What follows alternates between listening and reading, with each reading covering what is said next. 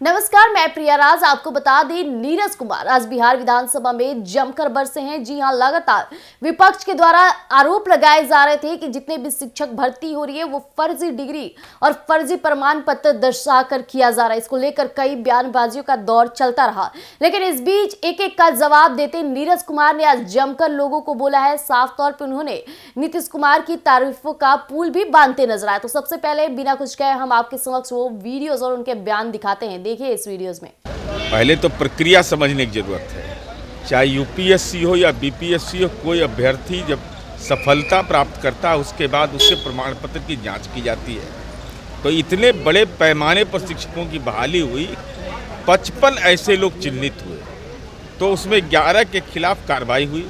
शेष के बारे में माननीय मंत्री ने सदन में कहा कि वैसे लोगों के खिलाफ भी कार्रवाई करने का निर्देश दे दिया गया है। तो ये तो एक व्यावहारिक पक्ष है।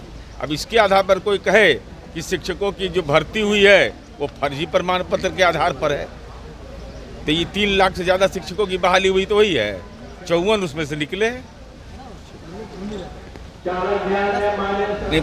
पहले तो प्रक्रिया समझने की जरूरत है।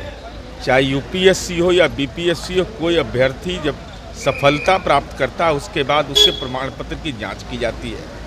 तो इतने बड़े पैमाने पर शिक्षकों की बहाली हुई, 55 ऐसे लोग चिन्हित हुए, तो उसमें 11 के खिलाफ कार्रवाई हुई।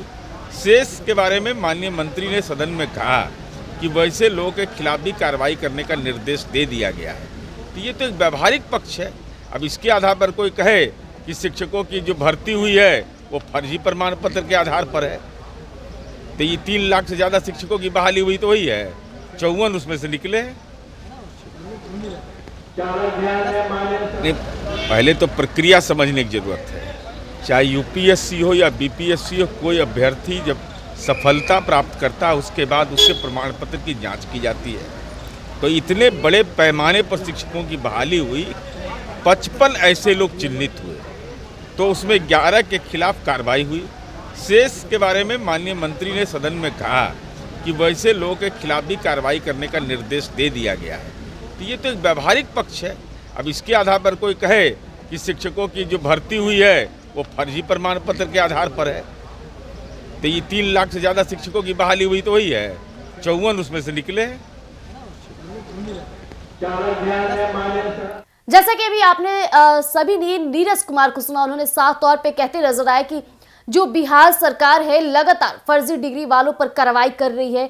जो भी लोग उसमें पकड़े जा रहे हैं उन पे सख्त कानून के साथ कार्रवाई की जा रही है। यहां तक कि जो लगातार ये बातें कह रहे हैं कि जो भी शिक्षक भर्ती हो रही है वो फर्जी भर्ती है, तो इसे लेकर उन्होंने ये भी कहा कि कई लोग इसका एग्जाम देते हैं, परीक्षा देते हैं, लेकिन भर्तियां कितनी हो रही है इस पे कोई नजर नहीं दिखा रहा। अगर फर्जी भर्ती रहती तो कई तादादों में शिक्षक भर्ती हो गई होती, लेकिन नियुक्ति और प्रमाण पत्र को सही रूप से जांच किया जा रहा है। जो भी लोग इसमें फर्जी पकड़ा रहे हैं उन पे सख्त कार्रवाई भी की जा रही है। तो ऐसी पल पल अपडेट के लिए आप बने रहिएगा एक न्यूज़ 24 पर। अगर आप हमें यूट्यूब चैनल पर देख रहे हैं तो हमारे यूट्यूब चैनल एक न्यूज़ 24 को सब्सक्राइब कीजिएगा। धन्यवाद।